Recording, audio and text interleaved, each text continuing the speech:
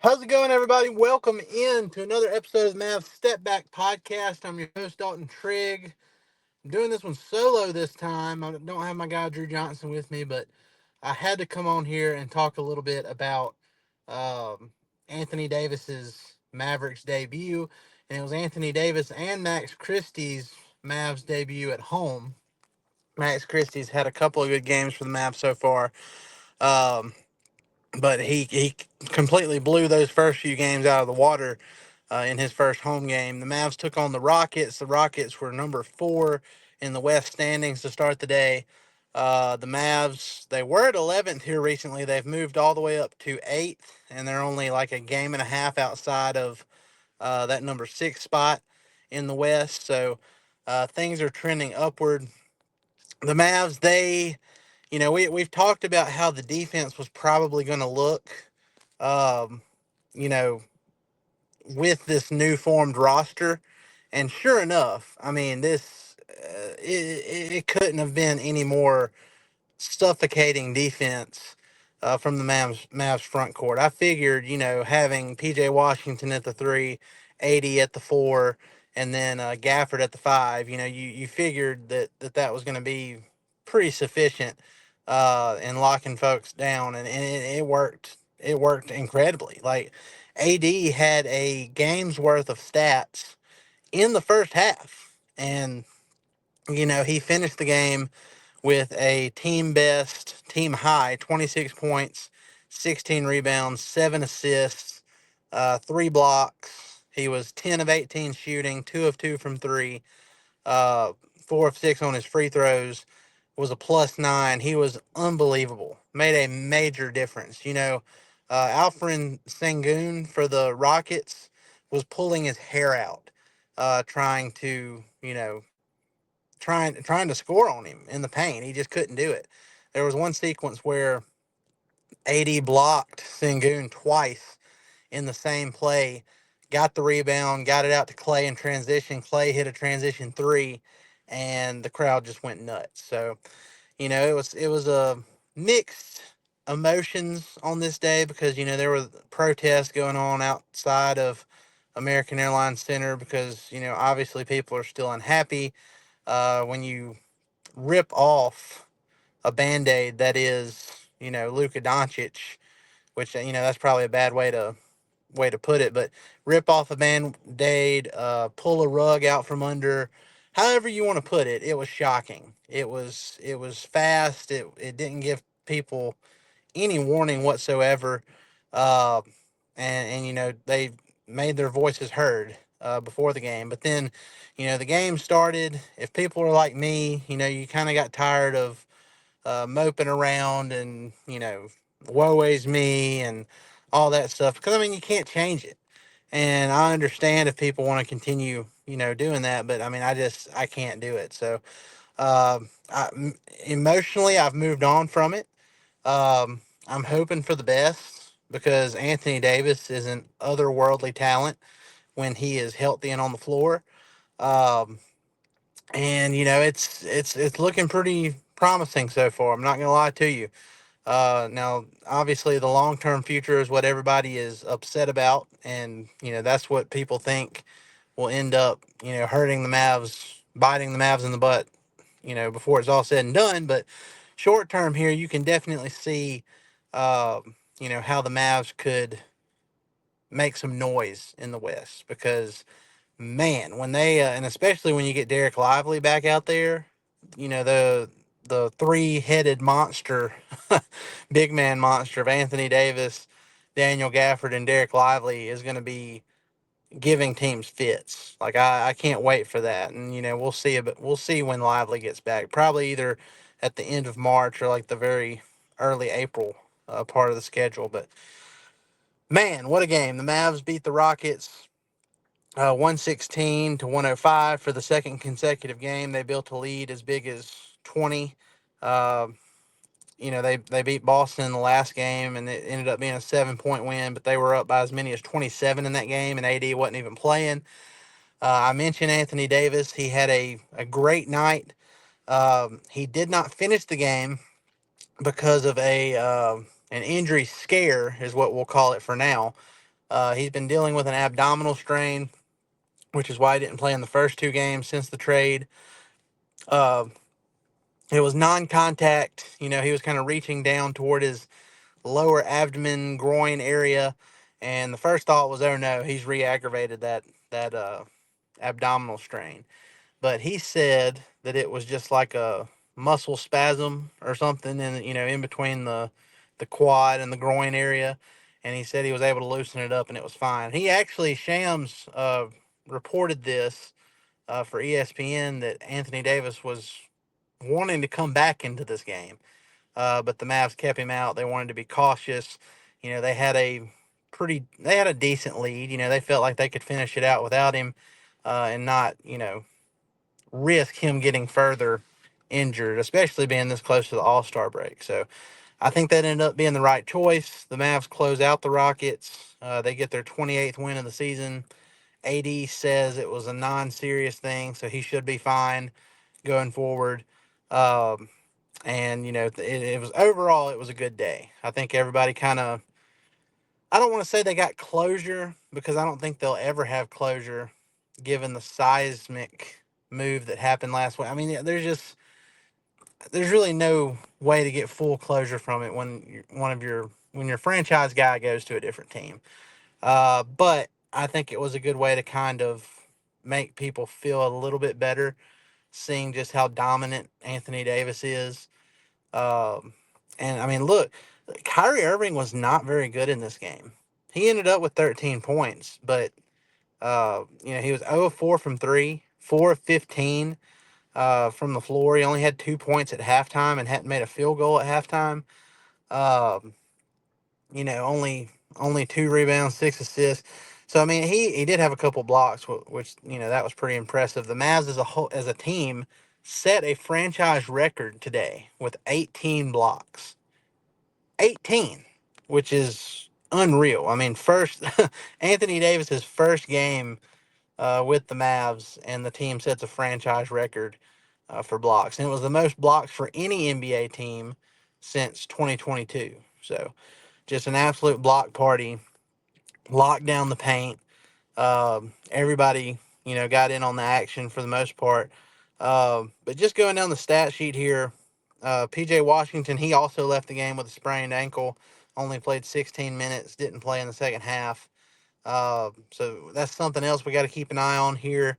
Should be fine. I mean, it's just a sprained ankle. We'll see if he ends up having to miss a game or two, but um, I think the goal here is keeping your heads above water and getting to the All-Star break, in one piece, and then having that time period to rest and really come out strong on the back end of the All-Star break and finish this season out strong. So um, that's what the goal is. But PJ Washington, he only ended up playing 16 minutes in this one.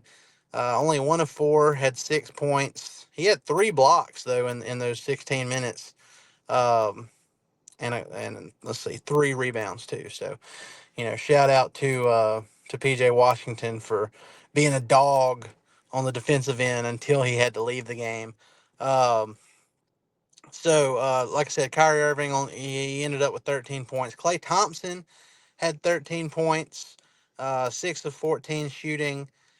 From the bench, Najee Marshall had 16 points. When the Mavs let their lead shrink down to 2 in that third quarter, Najee Marshall was the one that, hit a couple of massive buckets to get the Mavs back up in that, 7 to 9 point lead range. He was huge for them in that regard. So shout out to Najee Marshall. Spencer Dinwiddie had 10 points. Max Christie, the throw-in for the Luka trade, he's been outstanding. 23 points today, which I believe was his second highest scoring game of his career. Um, he went to the free throw line 10 times and hit 9 of them. So that was great to see. 9 of 10 from the free throw line.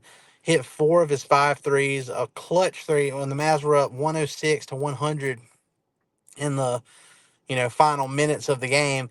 He hit a clutch 3 to put the Mavs up 9 that essentially sealed this one. So He's been outstanding. 4 of 10 overall shooting for him, 33 minutes. Max Christie, man, 21 years old, about to turn 22, and the Mavs really have something with him. I know Luka Doncic is better than Anthony Davis, especially if you consider what Luka could be for the next, 10 years. But Max Christie is a part of this trade too, and I've come out and said I think not having Maxi Kleba and replacing, his non-factorness or whatever you want to call it, ineffectiveness with a guy like Max Christie who can handle the ball, play defense. He can drive to the rim. He can finish with contact.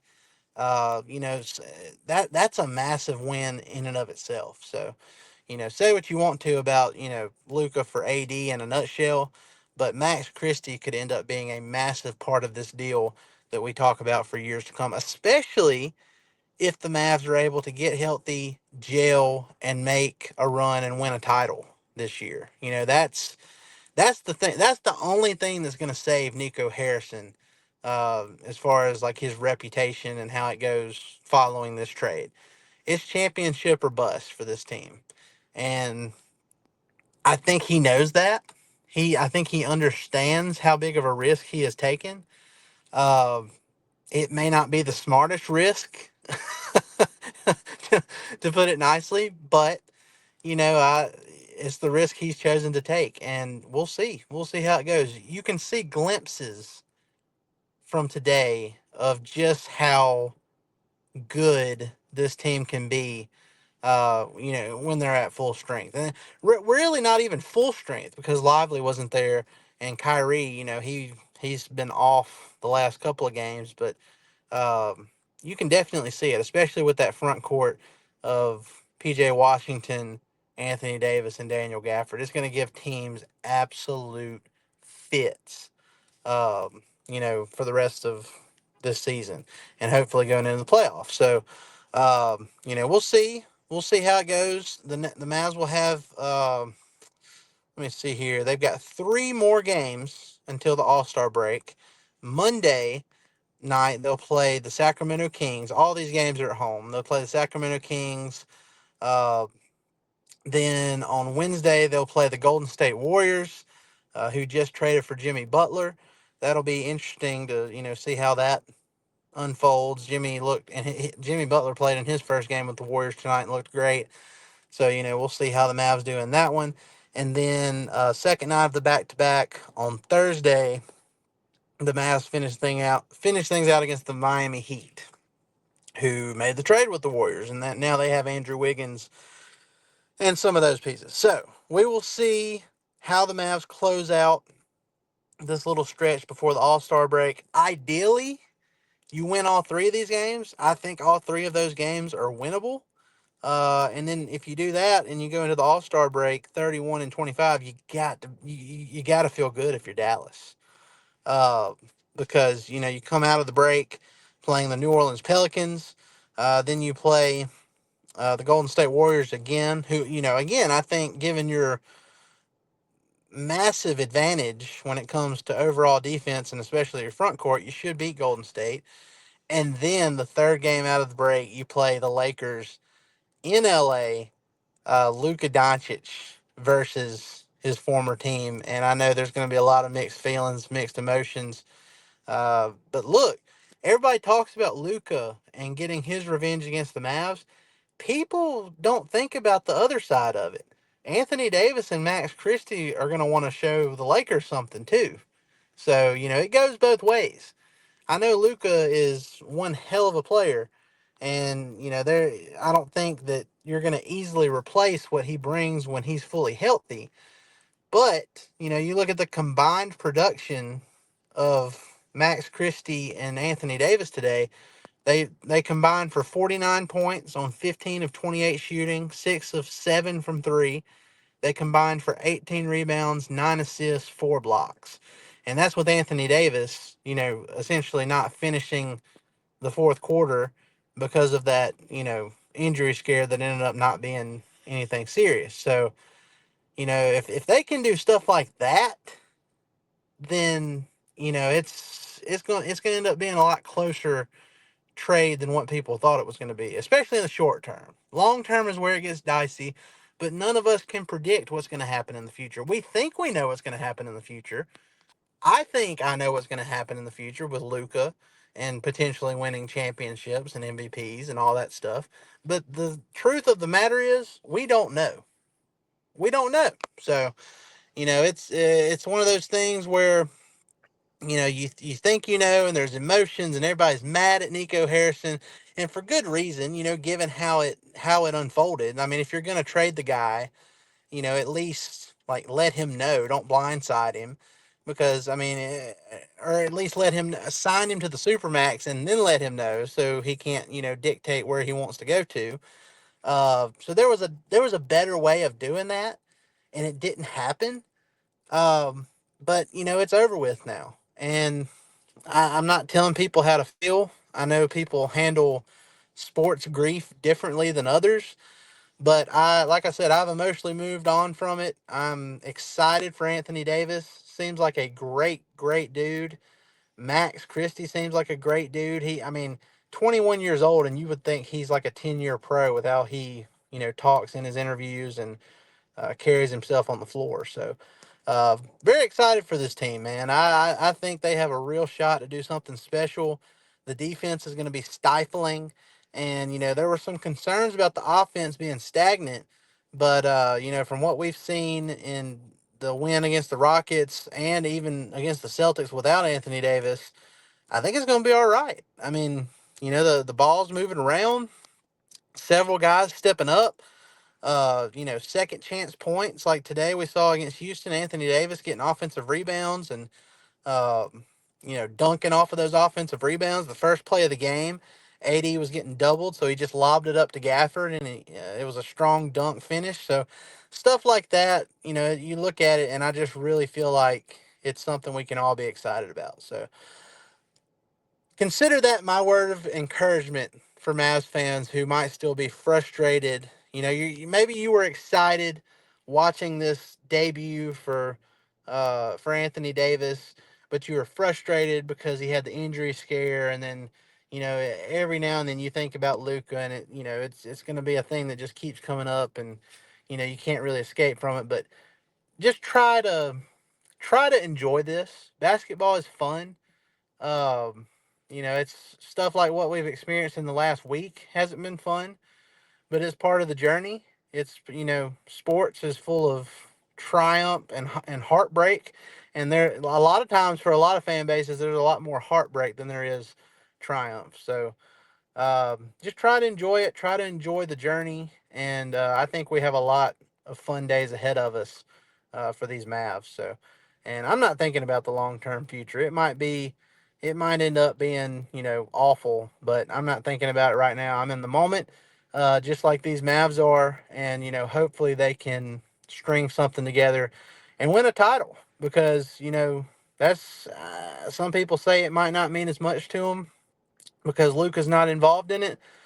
But I think if that happens, a lot of people will still, you know, come around to it. Because at the end of the day, if you win a title, you've done something that several franchises just have not done before. The Mavs, who were established in 1980, have one title. It was a glorious title with Dirk, but that's the only title they've had in 45 years. So uh, winning a title is not a small deal at all. So if the Mavs end up doing it, I know people might not agree with the way they did it, but if it works, then Nico ended up doing his job. I mean, and again, you may not agree with how he did his job, but that's how he's approaching it. And I understand the mindset, even though I don't understand I didn't understand the initial process he took. So it is what it is. But guys, we appreciate it. I'll be back on here with my guy Drew to recap the Kings game on Monday, and stay tuned to Mav Step Back and our Substack to get not just the podcast, and bonus podcasts and other, things that we do for early access there, but also to get our written work because we have, as we get closer to draft time, my guy Drew, he's going to have some draft profiles. I've got some stuff that I still need to write about the Luka trade that, I know we potted about the Luka trade, but I have some stuff I need to write, too, that I've taken several days to kind of, build up to. So be on the lookout for all that. I appreciate it. I hope y'all have a great rest of your weekend and, go Mavs. Good times ahead. Hopefully.